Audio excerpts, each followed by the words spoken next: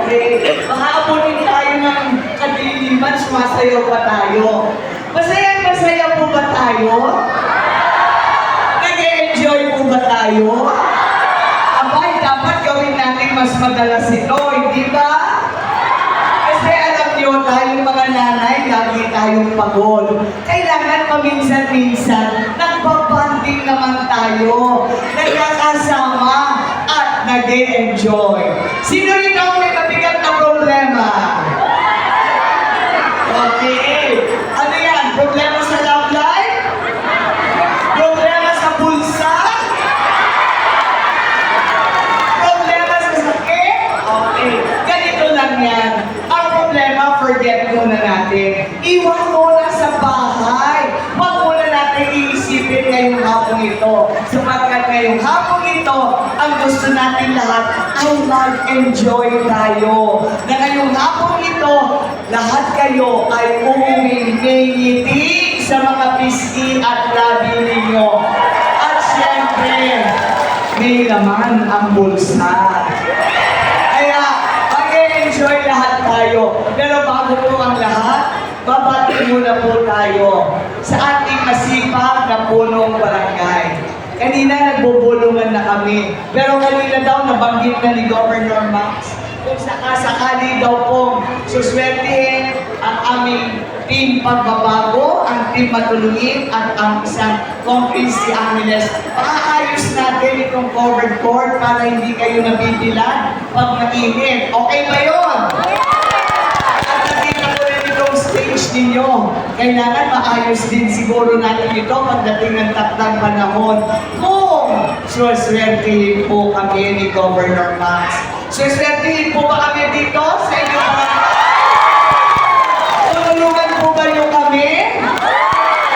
Salamat po kasi hangad lang natin. Maiayos natin ang buong ikalawang distrito. Maibaba ang maraming tulong para sa ating mga kababayan. Andito po ang ating napakasipag na kapitan. Ano pong pangalan ng ating kapitan? Kapitan? Mahina, parang nagugutot na, kulang pa ng merienda. Kapitan! Isigaw natin para marinig ang kanyang pangalan. Lampas sa mga bundok na yan na nakapaligid sa atin. Parinig natin, hanggang doon sa simbahan. Kapitan! Kapitan Freddy Mayor. Maraming salamat po, Kapitan, sa pagtayo, sa paninindigan, at siyempre, sa pagbigay saya sa ating mga kabarangay. Kasama rin po ng ating barangay kapitan, ang ating kagawad, Eddie Navarro. Palakpakan po natin. At ang iba pa po natin mga barangay council. Nandiyan din po ang ating senior citizen president. Palakpakan natin, Ricardo Dizon. Nailagaan daw po. Salamat po. And of course, our PWD President, Marfa Kuhn. Nandito ba? Palakpakan natin ang ating PWD President. Ang ating wow na wow, Lubigan Coordinator, Ma'am Riza Tunagan. Ayun. Wow, San Jose. And of course, ang ating mga bantay bayan, Lupon, DHW na nandito. Maraming salamat po sa inyo lahat. At from Barangay Moriones, ang ating Moriones Coordinator, Madam Gina Morales. Combined force tayo ngayon. Ang ingay ng kababaihan, hindi lang sa Lubigan, kung hindi pati hanggang Moriones. Maraming salamat.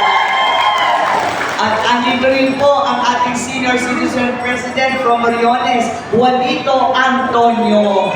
Maraming salamat.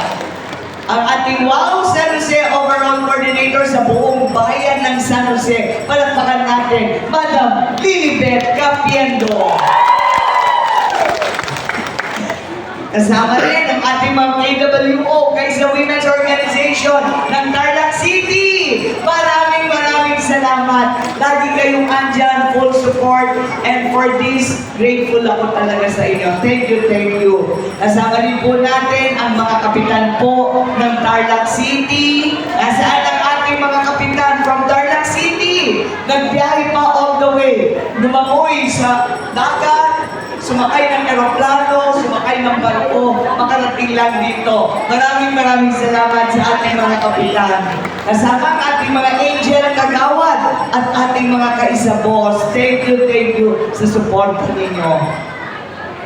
At syempre, ang line-up natin ng Team Pagbabago. Kanina narinig na ninyo si Governor. Ano po ba ang pangalan ng ating susunod na gobernador? Governor Max Rojas, ang magdadala ng tunay na pagbabago. Mula siya sa Team Matulungin. Laging tumutulong yan. Kahit hindi niya kababayan, pag pinuntahan siya sa bayan ng Panigi, asahan po nyo, tutulong at tutulong po ang isang Governor Max Rojas. Kasama din po niya ang ating Vice Governor. Palakpakan din natin, kahit wala siya, Vice Governor Bogs Aganon. Kanina narinig natin ang ating board member on the go. Go! Board member, Dennis Daniedo po. May kasama rin po tayong artista. Kaya lang sabi niya, rarakit muna ako, Kong. Tatanggap muna ako ng mga pelikula. Pag natapos, sasama na ako sa pag-ikot. Ang pangalan po niya, PM Aaron Villaflor. At ang ating mga nanunungkulan sa Team Pagbabago. Gusto na po ba nila ng pagbabago? Ano ba ang gusto natin? Luma o bago? Lumang sapatos o bagong sapatos? Lumang damit o bagong damit? Kaya naman, kasama natin ang Team Pagbabago sa pamumuno po ng ating susunod na Mayor, Mayor Bayani Facun. Kasama po ang ating mga masisipag na councilors. Councilor Lani Kasupanan. Matulungin, kilala ko ito eh. At talaga pag nagdala yan ng mga tulong sa bahay, naiiyak siya pag hindi natutulungan. Kaya nakikita ko ang puso't malasakit niya. Mahal niya ang kanyang mga kabarangay. Palakpakan din po natin, Councilor Cali Del Rosario. Councilor Amado Lasco. Councilor Roberto Morales at Councilor Jaynon Rivera. Sila po ang bumubuo ng Team Pagbabago. Ang kasama po namin, madali pong tandaan. Pag si Governor Max Rojas, Team Matulungin. Pagdating po sa Victoria, Team Magkaisa. Pagdating sa Herona, Team Mabuti. Pagdating po dito sa San Jose, Team Pagbabago. Apat na salita lamang po, magkaisa, mabuti, matulungin, at pagbabago. Yan po ang kailangan natin sa mga panahon ito.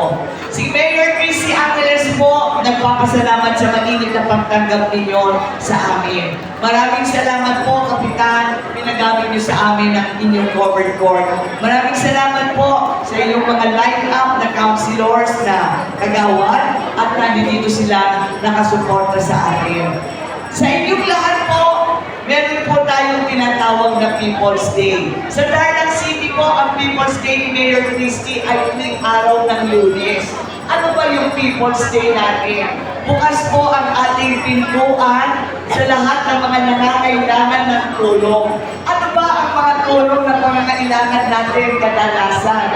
Tulong sa operasyon, tulong sa blood chem, x-ray, laboratory, tulong po sa ultrasound, tulong po sa lahat ng pang-medical.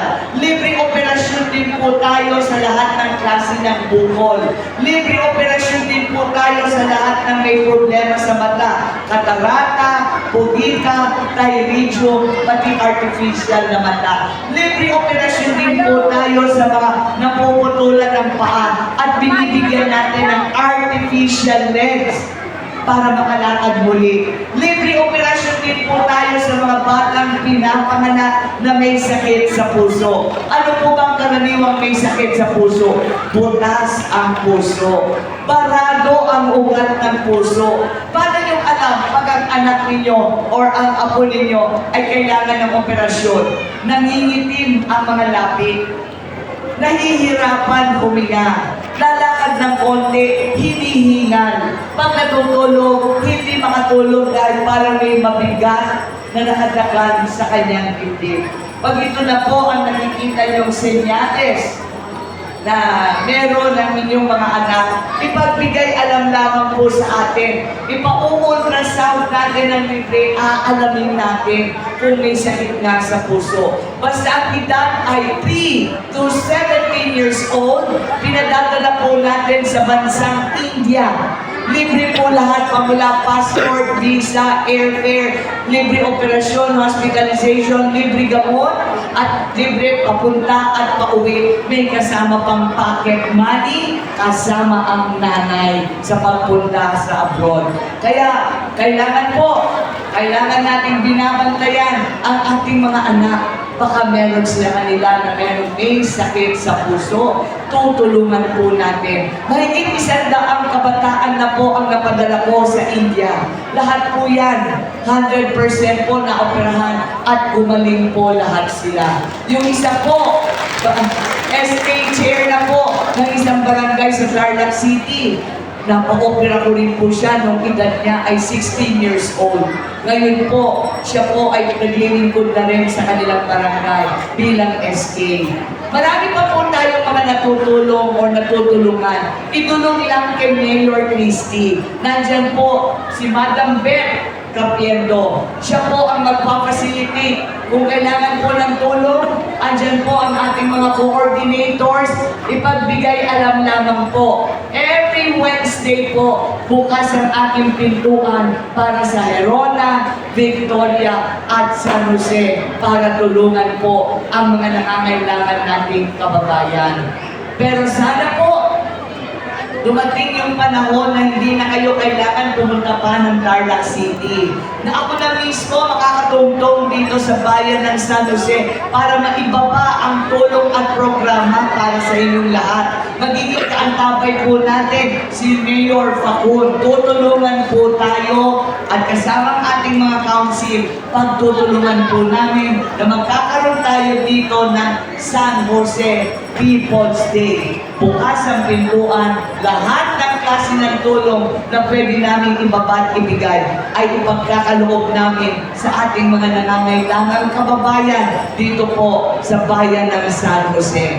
Sana po, wala nang hihiwalay. Pwede po ba? Sana po, magkakasama tayo pagdating ng takdang panahon, nandito kami maglilingkod ng malinis, maayos at matapat. Ginagawa na po ang Tarlac City General Hospital. By next year, completely done na po ito. Pupuluin na lang ng mga medical equipments.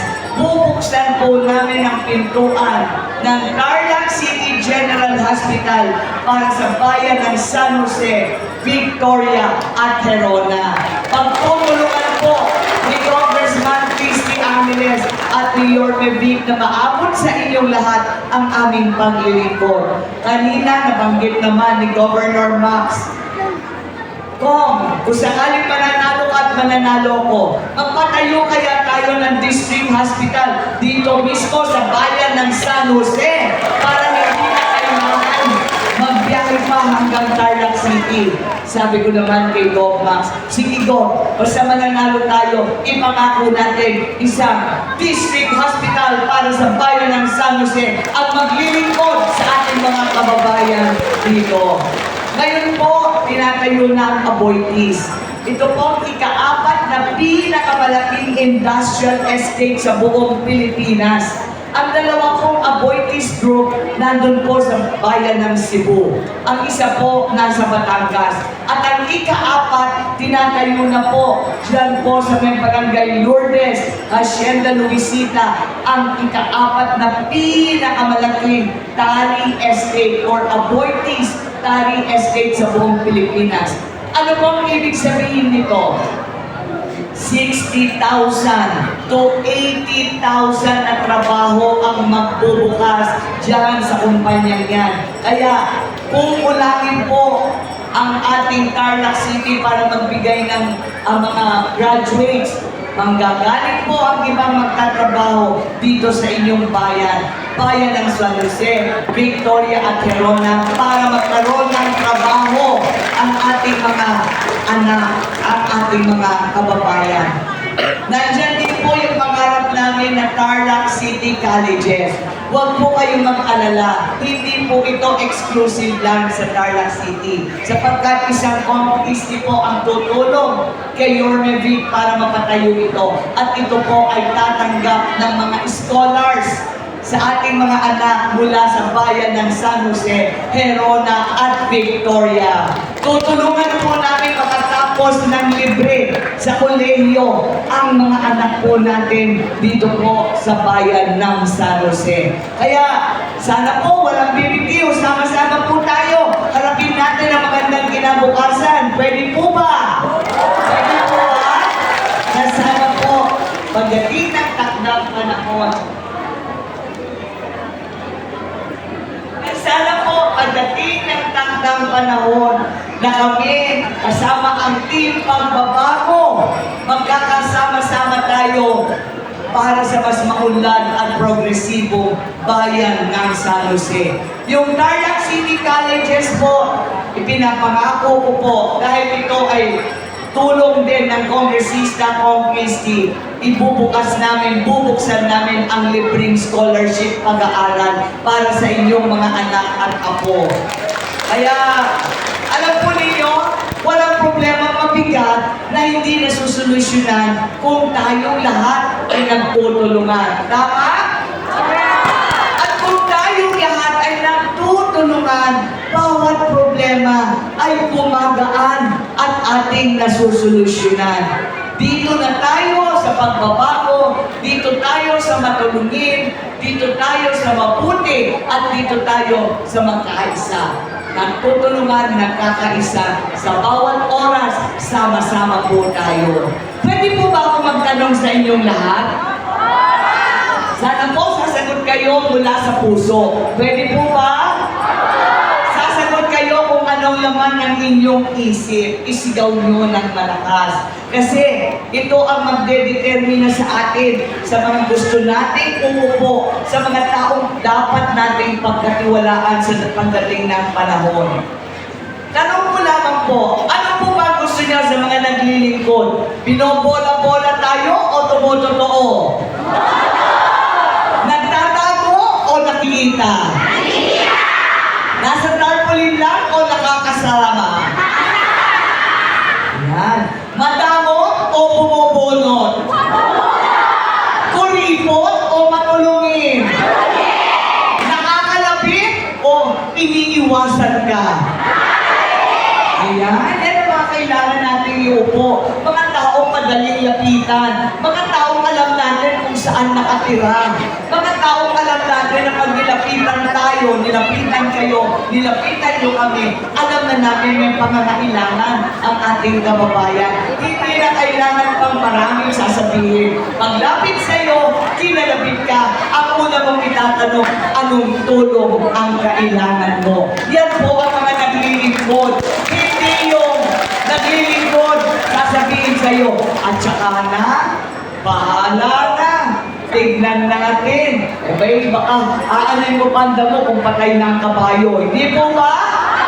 Kailangan pa lumapit, humingi ng tulong.